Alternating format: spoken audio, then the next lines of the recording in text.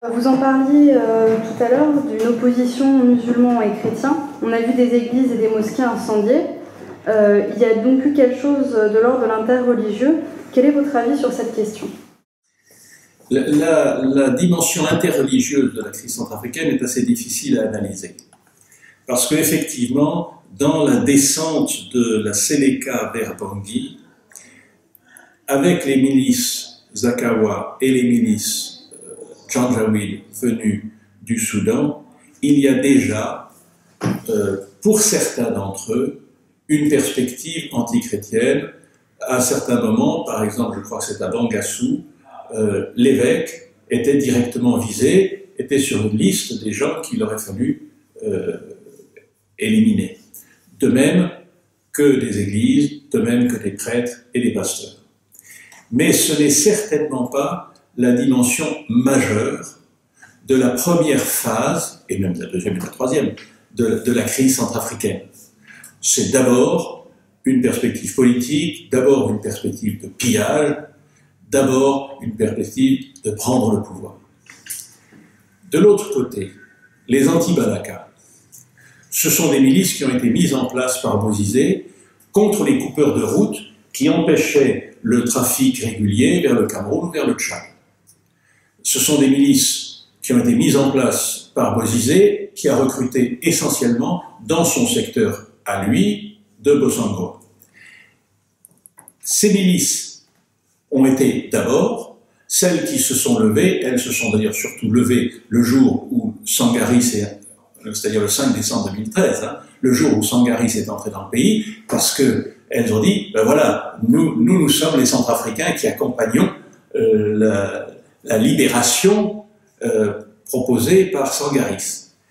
Mais très vite, ces milices sont devenues pas simplement des défenseurs du pays, mais elles ont invoqué, en quelque sorte, une espèce d'appartenance religieuse anti-musulmane, enfermant en quelque sorte la Séléka dans une image musulmane, qu'elle n'était pas, puisque c'était un mélange à la fois de Tchadiens et de Soudanais musulmans, mais aussi de Centrafricains qui n'étaient pas du tout, pour certains d'entre eux. Ce que les responsables religieux ont dit tout de suite, très rapidement, ils l'avaient même dit bien avant même que la crise débute, c'est que d'une part, il y avait un risque en Centrafrique d'opposition entre, on pourrait dire, des extrémistes musulmans et des extrémistes chrétiens.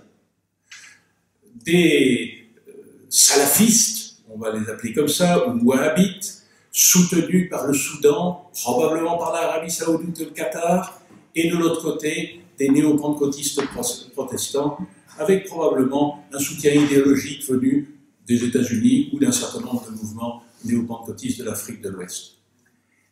Mais, au départ, c'est une crise politique, ce n'est pas une crise religieuse.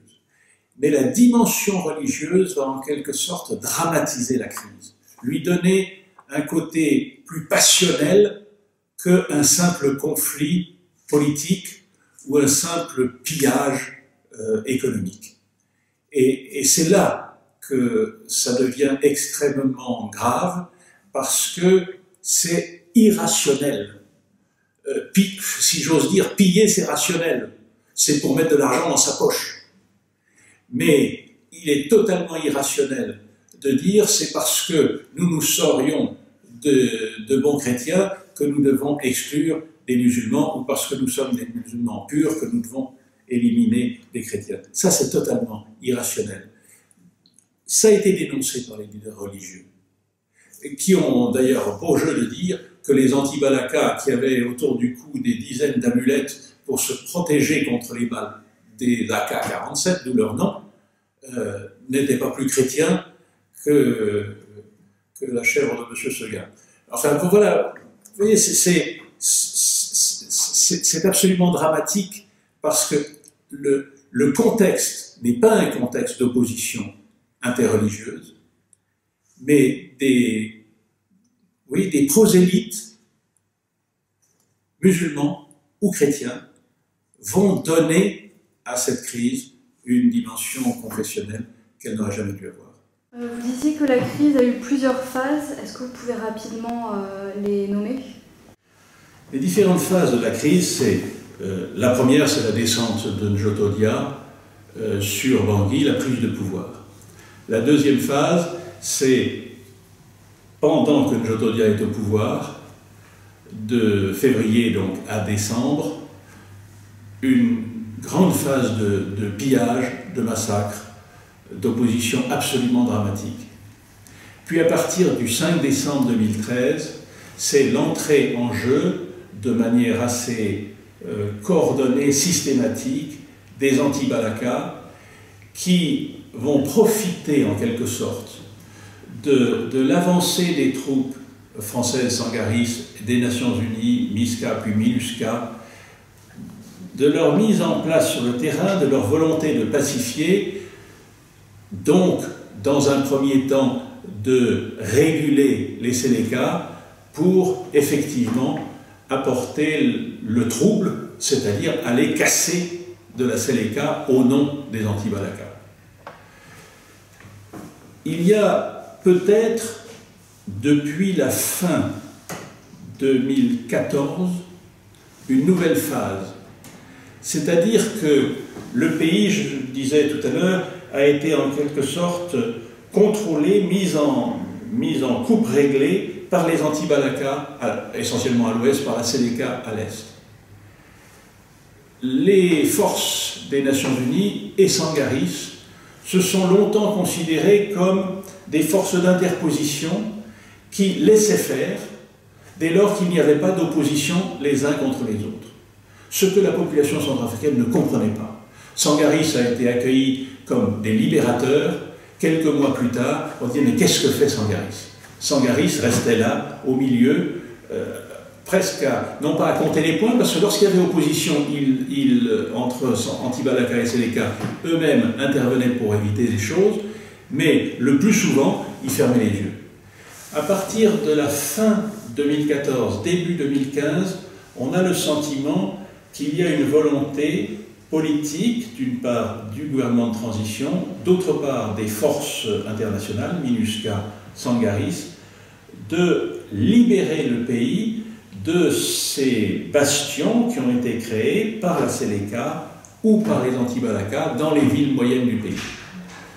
J'espère que ça se poursuivra, j'espère que progressivement, cette dernière phase,